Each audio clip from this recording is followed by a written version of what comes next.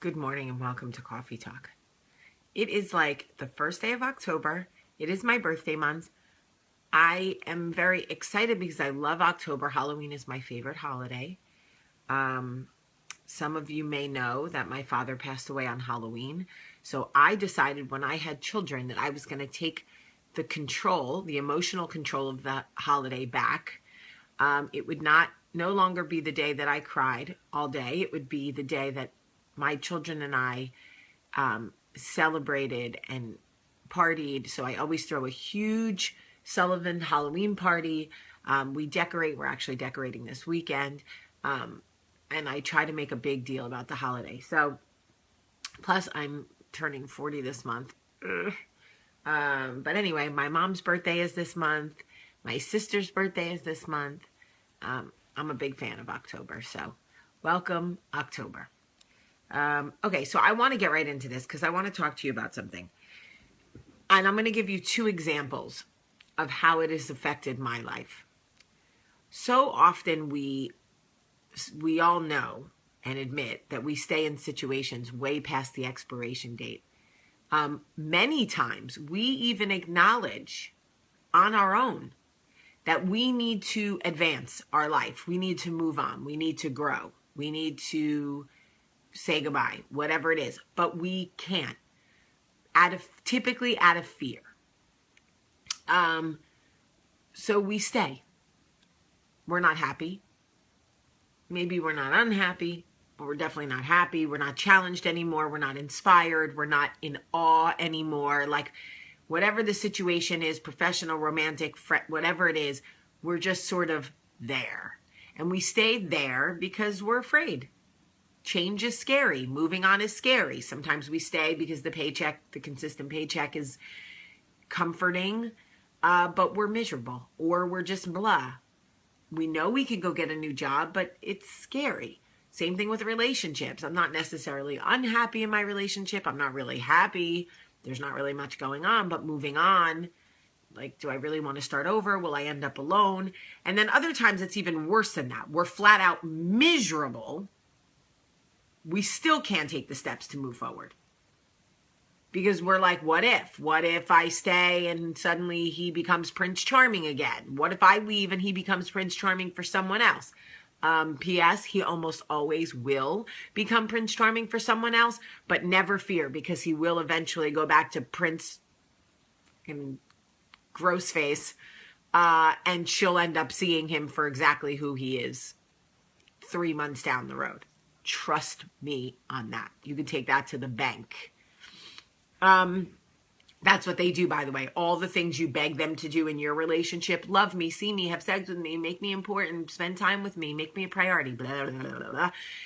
When you finally leave, they will find someone else and suddenly become that guy. And it will devastate you. And you'll go, why wasn't I enough? How come he didn't do all those things for me?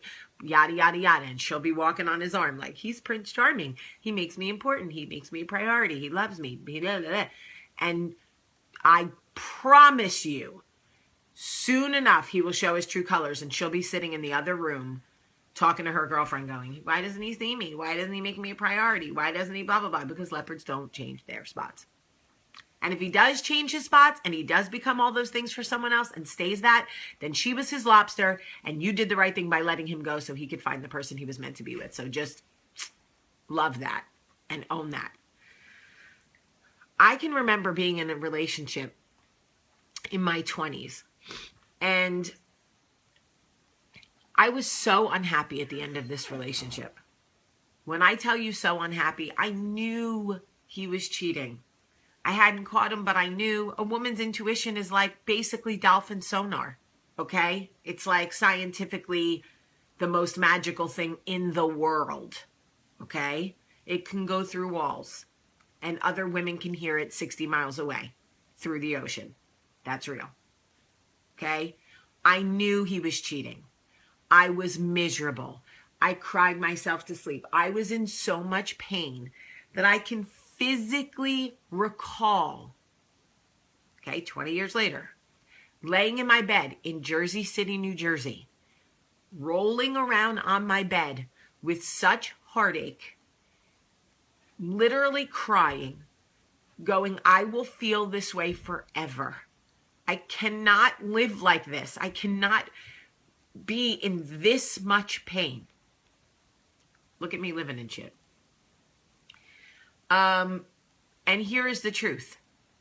Every voice inside my head said, Jamie, move on. Take your dignity and go. You know he's cheating. Stop listening to his lies. This is his pattern.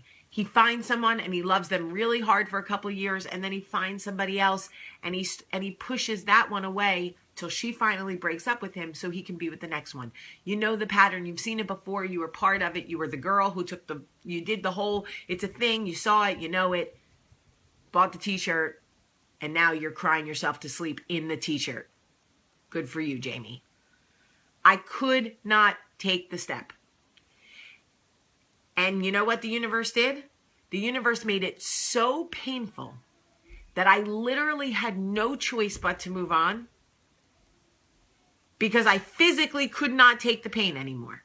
Sometimes the universe will make our situations so excruciating, so painful, so uncomfortable, that it will force us out of our comfort zone and into the next phase of our life. Because without that pain, we will never move forward. We will just stay stagnant in situations that are not meant for us. That is not our yellow brick road. We will be stuck at the corner of and where the hell am I? And what the hell am I doing? At that intersection, just stuck. So the universe goes, you got to get off this train. This is not your train. Get off. And you're like, no, I want to stay on the train. The universe is like, no. The door's open. Get off. No, I'm fine. I'm sitting in the chair. I'm one of the people with the seat. I'm going to stay. And the universe is like, get off the train. And then you're like, all right, I'm on the train. It's awful. Oh my God. And then suddenly you're like, you know what? That train wasn't that good. That train wasn't that good. I'm off the train. That train wasn't that good. It was cold on that train. People smelled. Someone was farting. It was like not a good train. Right? Okay. Professionally.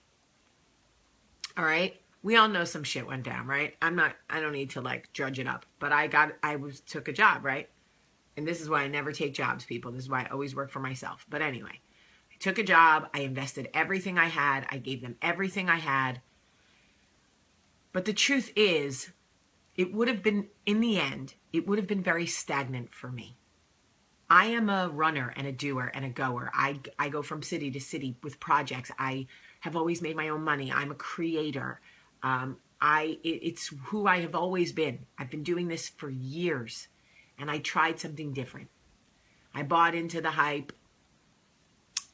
Unless it's Spike Lee, don't buy into the hype, okay? Anyway, long story short, I would have stayed at that desk, killing myself for a project going nowhere. I would have exhausted every resource I had professionally for a project basically going nowhere. Because I was afraid. I had made the commitment. I had made a big public spectacle about what I was doing. I had transformed my existing book of business, like everything. I would have stayed. I would have ridden that train till it literally burned to the ground. And the universe made it excruciating for me to get off that train. I was devastated. And the truth is this. The way it went down, was it shady? Yes. Was it heartbreaking? Absolutely. But was it the best thing that ever could have happened to me? Hail Mary, it was. But at the time, who was the girl sitting in front of the Apple store, crying hysterically? People walking by going, is that the Jersey Belle having a nervous breakdown? Yeah, it is. This girl. Because at the time, I was like, I can't handle this kind of betrayal, this kind of heartache. Like, I physically cannot handle it. And now I look, that was March, April, May, June, July, August, September. 6 months later, look at me living in shit. Working, doing what I love. I get to go to work with Taylor and Ashley every day. I love what I do. I'm busier than ever. The universe squeezed me out. And it was excruciating. And I felt like I had, forget broken hearts, I felt like I had broken bones. I was like, universe roadkill. And at the time, I could not understand why. Why would anybody want me to hurt that bad? And I realized that sometimes we have to hurt in order to grow and move on. There is no way for us to take the step we need to take for ourselves unless we are pushed out, unless we are physically made so uncomfortable that we have no choice but to move forward. So if you are in a situation right now where you are going, I can't take the pain. This is awful, Jamie. Trust me when I say I have been there. And what is coming is this. You will be fine. Let the universe move you where you are meant to go. Even if the ride hurts, you will get exactly where you are meant to be. I promise you. I promise you.